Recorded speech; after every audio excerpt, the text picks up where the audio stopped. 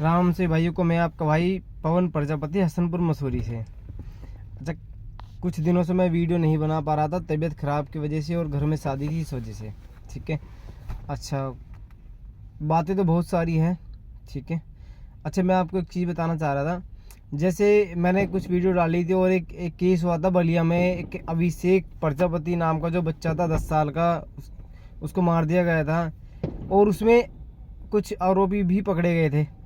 लेकिन जो मेन आरोपी है वो पकड़ा गया। अभी कुछ पता चला ऐसा कि कि उसके चाचा ने ही उसको मारा है। उसको चाचा ने ही अगवा करके उसको मारा है। अरे क्या हो गया हमारे समाज को, क्या हो गया प्रजापति समाज को, आपस में ही मरने लगे। एक केस वो हुआ है, ठीक है, उसके चाचा ने मारा।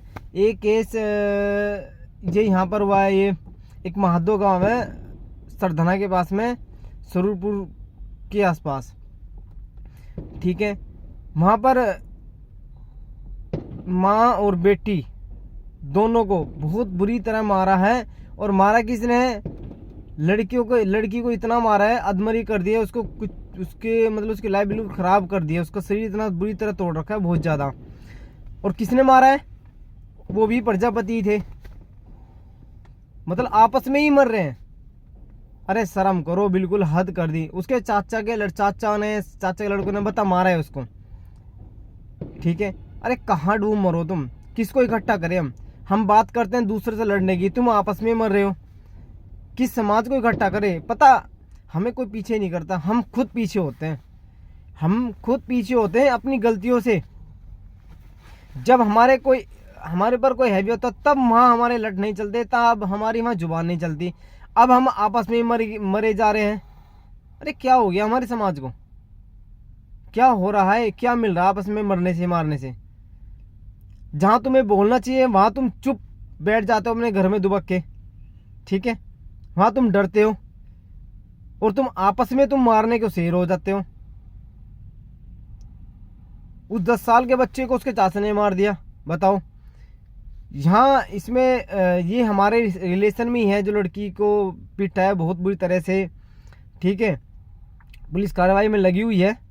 ठीक है, और अगर कार्रवाई सही से नहीं हुई कोई बात नहीं, हम फिर सब मिलकर उनका जरूर इलाज होगा। ऐसी बात नहीं कि भाई उन्होंने मार दिया या वो बच जाएंगे, ऐसे नहीं बचेंगे वो।